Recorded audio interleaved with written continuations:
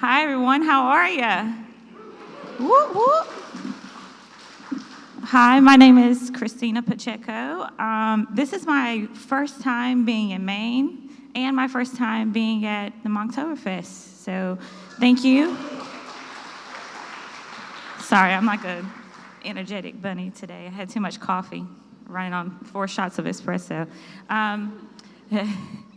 But thank you to Lily and Stephen for having me. And thank you all for being just so welcoming. I think there was a comment made earlier that said that somebody interacted with way more people than them going to like a bigger conference. They met everybody. So again, thank you. Pat yourselves on the back for networking and talking to little old me. Today, I am going to talk about creating a sense of belonging through Indigenous culture. And I'm going to just jump right into it. You may be my cousin. Who's your mama? And who's your people? These are common phrases and questions that are asked in my Indigenous community. A similar theme of questioning may happen when you join a new job or you meet somebody new for the first time. They may ask, well, what company did you work for? Or do you know X from X organization?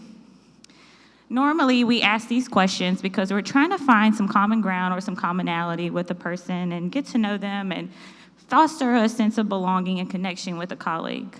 So my goal today is to share parts of my culture and my identity as an Indigenous woman to help guide you in the audience on how you can create a sense of belonging within your workplace and to be inclusive and not exclusive. I'm going to share some personal experience and learnings, and I promise I won't brag about myself, maybe a little. And we all know that company culture is important, right? We all agree. But I'm not talking pizza parties or mental health days that your boss gives you and tell you not to put it into PTO. But on a more granular level, team culture and fostering a sense of belonging to help everybody drive healthy and positive relationships. How many of you have ever heard of the Lumbee tribe of North Carolina? Oh, you may be my cousin. For real, we got to connect after this. With over 55,000 members, the Lumbee tribe is the biggest tribe east of the Mississippi River and 9th in the nation. The tribal community is located on the southeastern part of North Carolina, and it spans across 4 counties: Hope County, Cumberland County, Robertson County, and Scotland. The land is amongst the pines, the swamps, and the dark waters of the Lumbee River. It is there you will find the heart and homeland of the Lumbee people. The ancestors are survivors of tribal nations from the Hatteras, the Tuscarora, and the Cheraw. The Lumbee were recognized as Indian in 1885 by the state of North Carolina. I think it's kind of funny how the government needed to tell us that we were real, even though I'm standing here before you. And in 1956, again, Congress recognized the Lumbee as Indian tribe while denying our people federal recognition and things that are associated with recognition. And I'm talking, free healthcare and education, which I don't get. I kind of missed out on that. But let's explore what federal recognition means exactly. Federal recognition and acknowledgement means the United States government recognizes a tribe or nation to exist as a sovereign entity. But first, one must understand a few terms and concepts to understand the importance and meaning of federal recognition. The first is sovereignty. It means the right of a group to be self-governed. Nations that possess absolute sovereignty are completely independent of any other political power, and examples of this are United States, Japan, Germany. But the federal government possesses absolute sovereignty in the United States, but it shares those powers with states, and then states share those powers with villages and towns and municipalities, and this is called divided sovereignty. And we know how the story goes. When Europeans first encountered American Indian tribes, they usually, but not always, treated them as political entities possessing absolute sovereignty. In the United States' early history, the federal government also recognized Indian tribes as fully independent and sovereign powers. Basically, we did what we wanted to do and went where we wanted to go. However, I'm going to say a lot of howevers throughout this presentation. Somebody keep count. As Americans pushed west with their manifesto, the federal government sought to limit tribes' sovereign powers because they wanted one thing: gold. In particular, the United States wanted to prevent these tribes from making diplomatic alliances in foreign nations such as Spain and Great Britain. This was especially true following the War of 1812, during which many tribes sided with Great Britain. The practice became embodied in the federal law in 1832, when the United States Supreme Court Justice John Marshall issued his famous decision in the court case Worcester versus Georgia. The decision defined Indian tribes, and I quote, as domestic dependent nations. In other words, they were no longer independent nations possessing absolute sovereignty. And by this decision, the federal government reserved the right to control the external and diplomatic relations of tribes. In effect, they could only make alliances with the United States and not other nations. However, this still left tribes with a large measure of sovereignty by allowing tribal governments to exist and letting them, regulate their internal affairs. When a tribe is fairly recognized, it has the right to establish a tribal government and enter into agreements with the federal government in much of the same way as the United States enter agreements with Mexico and Canada and so forth. However, because they are defined as domestic dependent nations, Indian tribes may not make treaties or agreements with any other country except the United States. So more than 100 years later, my tribe, the Lumbee tribe, my people, are still fighting for federal recognition. Hi, my name is Christina Pacheco. I'm a member of the Lumbee tribe of North Carolina. I was born and raised in Fairmont, NC, which is in Robeson County. My parents are Pablo and Gail Garcia, and my family is the descendants of the Chavis and Jacob family. How many of you have ever introduced yourself as such, telling who your parents are? No? Well, in my tribal community, a lot of us announce ourselves with our last name or tell who our parents are because it's a way of connecting ourselves with our land and our culture and our identity. The pictures I have up here on the screen are just of me and my family, my dad. His shirt says "the best dad ever." He actually bought that himself.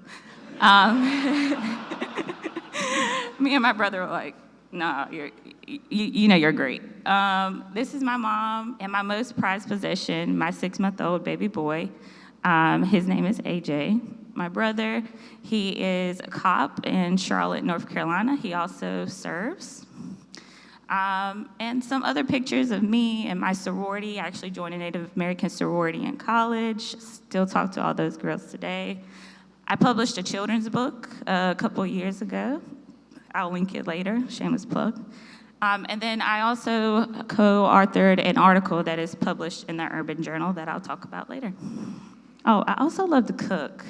I'm really big on Southern delicacies like baked macaroni and cheese, fried fatback, cornbread. Any of you all love those by chance? Yes.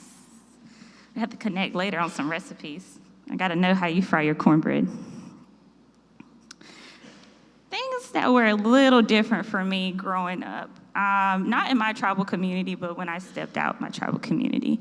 So I'm going to take you back and discuss some little pieces of history. How many of you have watched The Addams Family and recognize this picture, right? It's hilarious. I love Wednesday. She's so real. So kill the Indian, save the man. It was a phrase that was used by Captain Richard Henry Pratt to describe the philosophy of assimilation. Pratt was a U.S. Army soldier who believed in the policy of assimilation for Native Americans. He used the phrase in a speech in 1892 at the National Conference of Charities and Correction in Denver.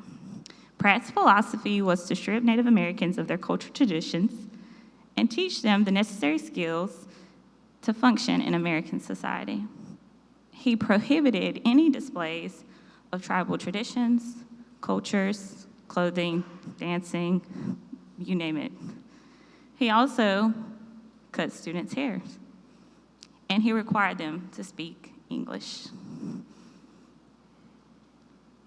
It was in Oklahoma Territory where he was serving as a soldier where he came up with the idea of having an Indian school. And he began inviting Florida locals to teach 70 Native prisoners of war English. And this is how the model for Indian education or boarding schools came about. But these are not your typical schools. These schools often face poor nutrition, infectious diseases, forced labor, incidents of physical, sexual, and emotional abuse. This is the kicker. From approximately 1863 to 1998, which was only 25 years ago, more than 150,000 Indigenous minors were taken from their families and placed in state boarding schools. According to a recent article in the Washington Post, and many of you may have heard this in the news, the Department of Interior reported that thousands and tens of thousands of Native children had died in the custody of federal Indian boarding schools. And sadly, they dug those bodies up. Today, we see the continued erasure of Native American history and culture in the K through 12 education system. But why? 80% of all references to American Indians portray American Indians in a pre-1900 context. And I like to think of my Indian education as a little bit more robust because I lived in a tribal community. But for some of my peers, it looked very different. And they were taught, I like to say, the big three, which was Christopher Columbus founded America and he helped everybody. No. Christopher Columbus was a lost man who didn't know what he was looking for, and he came to destroy anything kind of in his path. And honestly, the only Christopher I acknowledge is Wallace, so biggest moss, right? Next, we have where the Pilgrims and the Indians got together. They had this great big feast, and we called it Thanksgiving. No, it was actually a massacre. Next up, we have the Trail of Tears. The Cherokee Indians got a full severance package with paid relocation. No, this was forced relocation and by Andrew Jackson. There's one that I did not include up here, and I wasn't going to include it, but I think I'm going to say it. Lastly, it's the story that you probably all know, or if you have kids, they may know it too, is Pocahontas. And Pocahontas wasn't her real name. Pocahontas' name was Sacagawea. And this just speaks to the continued erasure in Native American communities where Pocahontas was turned into a what? A Disney movie. To tell the lovely story of a girl who went from her tribe and followed two white men to go and to discover America along with her husband. But we all know that's not how the stories go. The consequences of a failed education system to teach the right side of history sticks, not only in K through 12, but in college as well. So many questions. Are you a real Indian? Are you full-blooded? Where's your feathers? Do you speak Indian? Do you live in a teepee? And my favorite, do you have running water? I got these questions as soon as I stepped on campus of East Carolina University. Yes, the best Carolina, but go Hills. Greenville, NC, population 60% white and only 0.1% Native American. This is a joke, right? No. Compared to my tribal community, 42% of the people there were Native American. It's my favorite movie, by the way. In the fall of 2012, I put on my hoodie, tossed on some yoga pants, put on my 3-year-old Uggs that were passed down from my cousin, and I went to my first class of my freshman year, which was biochemistry. I wanted to be a nurse, but that didn't work out. Along with 4 others, I was placed into a group, and we all know group work is the rite of passage or the epitome of college, right? You just had to do it. And it was there in that group where I knew in the first few words of our conversation that I did not belong. When I turned around and I looked in my 300-plus lecture class, there was no one there that sounded like me, looked like me, or hell, came from the place that I even came from. By the way, there was only like a handful of us that went to college in my 90 graduating class in high school. Even my college professors questioned my identity. And no, I did not have a single Native professor in college. I vividly remember sitting in a cultural one-on-one class that I was required to take, and we were going over the different cultures and identities of different students in the classroom. And my teacher said, "Is there any Native Americans in the class?" I so shamelessly raised my hand. And she said, "Oh, Christina, come up and show us how you dance."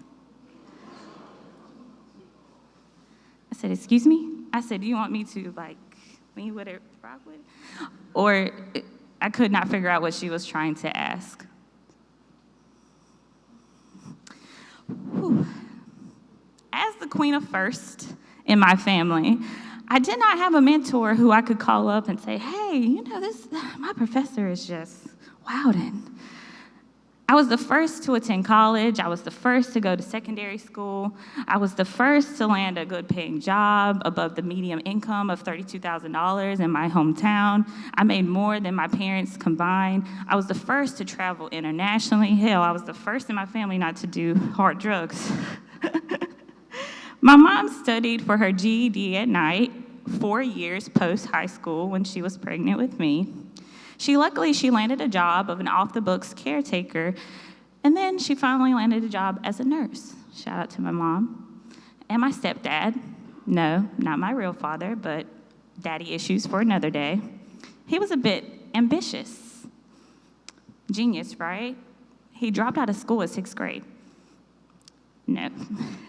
It was a means of survival to provide for his mom and dad in the mountains of Mexico at the sweet age of 16. He left America and he immigrated to the United States and he started picking oranges in Florida. My dad has lived through several different cities and states, and he actually learned English through watching Rambo and Godfather. So, yes, he cusses like a sailor. I did not grow up in a house. I grew up in a trailer park. My school did not have IB or AV programs. And honestly, in college, it was hard. Being away from my tribal community literally made me sick. I began to stress. I became less social. At one point, I had become hospitalized, story for another day. My social and emotional mental health was failing, and I lost all sense of belonging. And that's why I'm kind of here today. I want to talk a little bit about the sense of belonging and what it means. What is it? It is a framework. It's a subjective feeling of deep connection with social groups, physical places, and individual and collective experiences. It's a fundamental human need that predicts numerous your mental, your physical, your social, your economic, and your behavioral outcomes. What I'm going to be referencing in the next few slides comes from a study from the Australian Psychological Society. I'm sorry, I couldn't find an American one. Go figure. But the Australians just thought he's doing better, I guess. But I'm going to be referencing their framework in here from Allen and Kern and Rosick. The first module of the sense of belonging is competencies. Competencies are the keys to fitting and showing respect within a group. They help us act in line with social norms, embrace cultural values, and treat our surroundings with care. Luckily, most folks can develop these skills to better connect with people, places, and things, and social skills, for instance, involve self-awareness, managing emotions, communication, both verbal and nonverbal, respecting social norms, and active listening. Cultural skills, on the other hand, encompass an understanding of heritage, appreciating our environment, and embracing relevant values. I ask a lot of questions, but how many of you have ever heard of a talking circle? Participated in a talking circle? Ah, okay, nice. So talking circles are kind of a staple in my community, I like to think. They have deep roots of traditions in Indigenous communities, especially among the First Nations of Canada and Native American tribes in the US. The idea is pretty simple. You gather folks in a circle, you present a topic or a question. Sometimes it starts with prayer, and it's often led by an elder. And a person will get like a stick or an object to hold in their hand, and at that time, the person who is holding that object is the only person allowed to speak. Nobody else is talking, no impulse interruptions. Through these talking circles, they encourage a deep listening and an active listening and a reflection. They provide a way for people that might have a difficulty talking directly to each other during a social norm when they have something to say. And this is a powerful tool that I think that can be implemented not only in your workplace, but in your own circle. When everybody gathers together and you have people who may not be more familiar with speaking out loud or being bold, giving them the power, giving them a kind of a placebo in their hands to speak and really encourages them to be heard. So, kind of a CTA or call to action is always be aware, have some active listening, and have some mindfulness when you are interacting with people from different diverse backgrounds for the first time. Let's take it a little bit further than just icebreakers. Get to know your people. The opportunities to belong. This is the second component. Think of them as a chance to connect with interesting people or hang out. I know for me, when I was in college, there weren't many opportunities presented before me to belong.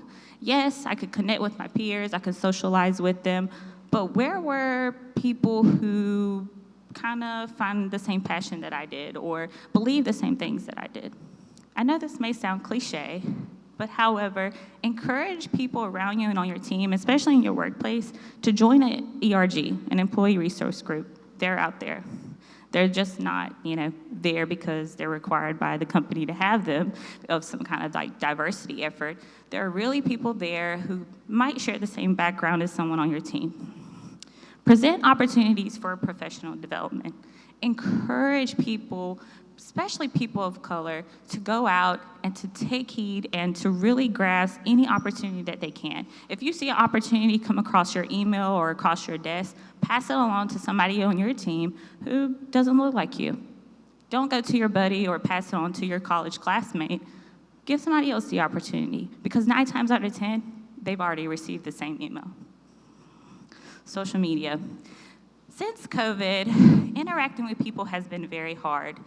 But I think through social media, when we find those connections, and again, we're meeting people for the first time, some of us already do it. What's your LinkedIn and what's your Twitter?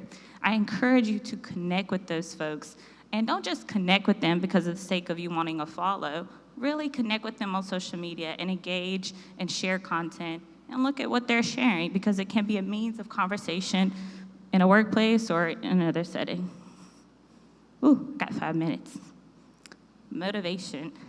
How many of you go into work and you just don't want to be there that day? It's okay, I won't tell.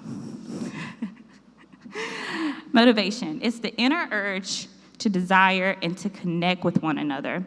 Some things that you can do for a sense of belonging in terms of motivation is to help people find mentors. Again, this is not a cliche. Mentors are super important. You're putting that person in a place of another person on the team who maybe has a higher rank or works somewhere else, and it's a means for them to connect even further and outside your team. Passion projects.